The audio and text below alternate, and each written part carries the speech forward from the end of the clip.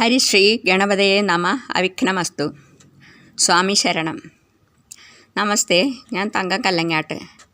മണ്ഡലകാലത്തിൻ്റെ മഹാത്മ്യത്തെപ്പറ്റി എനിക്കറിയാവുന്ന ചെറിയ കാര്യങ്ങൾ ഞാൻ പങ്കുവയ്ക്കാൻ ആഗ്രഹിക്കുന്നു.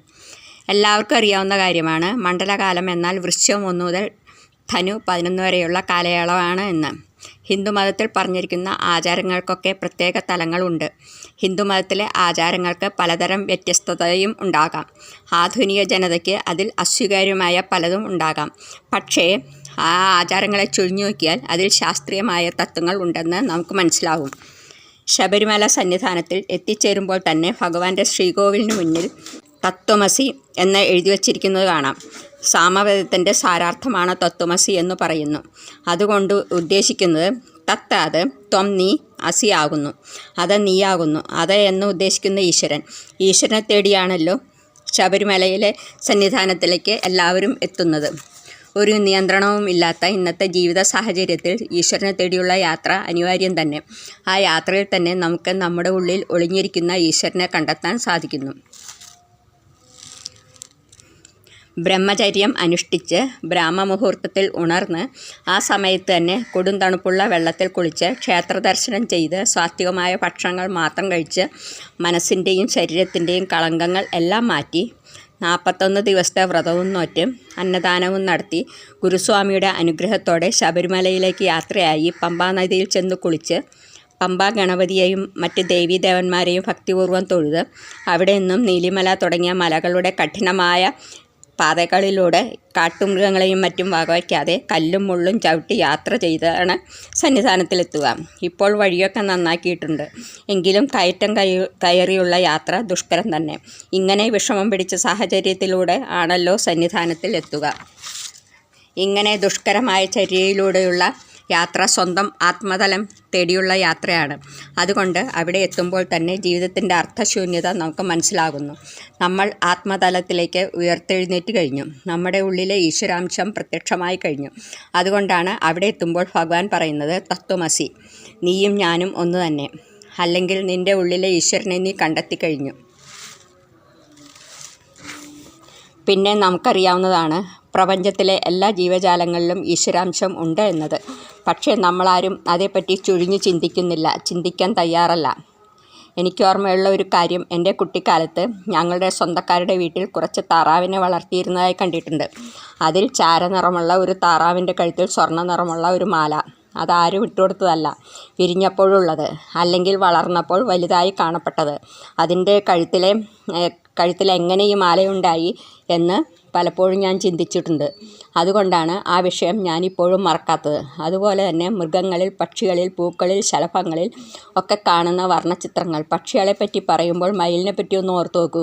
എത്ര ചാരുതയോടെ ഉള്ള ചിത്രമാണ് അവയിൽ കാണപ്പെടുന്നത്.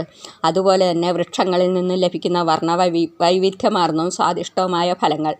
ഈശ്വരാംശം അല്ലെങ്കിൽ ഈശ്വരൻ്റെ സാന്നിധ്യമില്ലാതെ ഇതൊന്നും സംഭവിക്കില്ലല്ലോ. പക്ഷേ മനുഷ്യന് എക്സ്ട്രാ ആയി കുറച്ച് വിശേഷബുദ്ധി കൂടിയുണ്ട്. ആ വിശേഷബുദ്ധി ദുരുപയോഗപ്പെടുത്താതിരുന്നാൽ നമ്മുടെ ഉള്ളിലെ ഈശ്വരനെ നമുക്ക് കണ്ടെത്താൻ സാധിക്കും. പിന്നെ മണ്ഡലകാലത്തിൻ്റെ പ്രത്യേകത എന്തെന്ന് വെച്ചാൽ, നമ്മൾ ആരാധിക്കുന്നത് കലിയുഗ വരദനായ അയ്യപ്പനെയാണ്. ത്രേതായുഗത്തിൽ ശ്രീരാമൻ, ദ്വാപരയുഗത്തിൽ ശ്രീകൃഷ്ണൻ. പക്ഷേ ഈ യുഗത്തിലെ പ്രത്യക്ഷ ദൈവമാണ് അയ്യപ്പൻ. അയ്യപ്പൻ താമസിച്ചിരുന്ന പന്തളം കൊട്ടാരം ഇപ്പോഴുമുണ്ട്. അയ്യപ്പൻ 800 വർഷത്തിന് ഇപ്പുറമാണ് ജീവിച്ചിരുന്നത് എങ്കിൽ പന്തളം കൊട്ടാരത്തിന് 1000 വർഷത്തിൽ അധികം പഴക്കമുണ്ട് എന്നറിയുന്നു. പാണ്ഡ്യ രാജകുടുംബങ്ങൾ മധുരാപുരി ഉപേക്ഷിച്ച് പന്തളം ആസ്ഥാനമാക്കി ഭരണം നടത്തിക്കൊണ്ടിരിക്കുമ്പോൾ രാജശേഖരവർമ്മ എന്ന രാജാവിന് ലഭിച്ചതാണ് മണികണ്ഠന്, അല്ലെങ്കിൽ അയ്യപ്പനെ എന്ന് പറയുന്നു. അയ്യപ്പൻ എന്നൊക്കെ വിളിച്ചിരുന്നെങ്കിലും അദ്ദേഹത്തിൻ്റെ പേർ ആര്യൻ കേരളവർമ്മൻ എന്നായിരുന്നെന്നും അറിയുന്നു.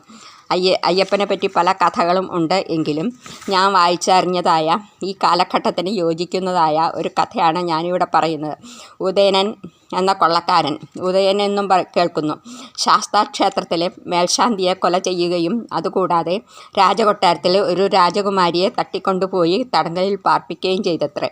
ശേഷം മേൽശാന്തിയുടെ മകനായ ജയന്തൻ നമ്പൂതിരി രാജകുമാരിയെ തടവിൽ നിന്ന് മോചിപ്പിച്ച് അവളെ വിവാഹം കഴിക്കുകയും ചെയ്തെന്നും ആണ് കഥ. അവരുടെ മകനാണത്രേ അയ്യപ്പൻ എന്ന മണികണ്ഠൻ. അതുപോലെ തന്നെ മാളികപ്പുറത്തമ്മ എന്ന് വിവക്ഷിക്കുന്നത് പന്തളരാജൻ മധുരാപുരിയിൽ നിന്നും കൊണ്ടുവന്ന മധുരമീനാക്ഷി ചൈതന്യമാണെന്നും ഉള്ള ഒരു സങ്കല്പവുമുണ്ട്. ഏതായാലും 800 വർഷത്തിനിപ്പുറം ജീവിച്ചിരുന്ന അയ്യപ്പൻ മഹിഷാസുരൻ്റെ സഹോദരിയായ മഹിഷിയെ വധിച്ചു എന്ന് പറയുന്നതിൽ അപാകത ഉണ്ട്. മഹിഷിയെ വധിച്ചത് മോഹിനിസുതനായ ധർമ്മശാസ്താവാണ്. പന്തളരാജൻ ധർമ്മശാസ്ത്ര പ്രതിഷ്ഠയെ പൂജിച്ചിരുന്നതായി അറിയുന്നു. അയ്യപ്പനും അവിടുത്തെ ഭക്തനായിരുന്നത്രേ. ഇടയ്ക്കിടെ അവിടെ പോയി ധ്യാനാവസ്ഥയിൽ ഇരിക്കാറുണ്ട് എന്നും അറിയുന്നു. മറവപ്പടയെ നിർമ്മാർജ്ജനം ചെയ്ത് പന്തള രാജ്യത്തെയും രാജാവിനെയും രക്ഷിക്കുക എന്നതായിരിക്കാം അയ്യപ്പൻ്റെ നിയോഗം. ധർമ്മശാസ്താവിൻ്റെ അംശാവതാരമാണ് അയ്യപ്പൻ എന്നും പറയുന്നു. തൻ്റെ നിയോഗം പൂർത്തിയായപ്പോൾ ധർമ്മശാസ്ത്ര സഹിതത്തിൽ ധ്യാനാവസ്ഥയിലിരുന്ന് ശാസ്താവിഗ്രഹത്തിലേക്ക് ലയിച്ചു ചേർന്നു എന്നും പറയപ്പെടുന്നു. അങ്ങനെ ബ്രഹ്മനിഷ്ഠയുള്ള അയ്യപ്പൻ്റെ ധ്യാനാവസ്ഥയ്ക്ക് ഭംഗം വരരുത് എന്ന് കരുതിയായിരിക്കാം 10നും 50നും വയസ്സിന് ഇടയിലുള്ള സ്ത്രീകൾക്ക് അവിടെ പ്രവേശനം നിഷിദ്ധമാക്കിയിരിക്കുന്നത്.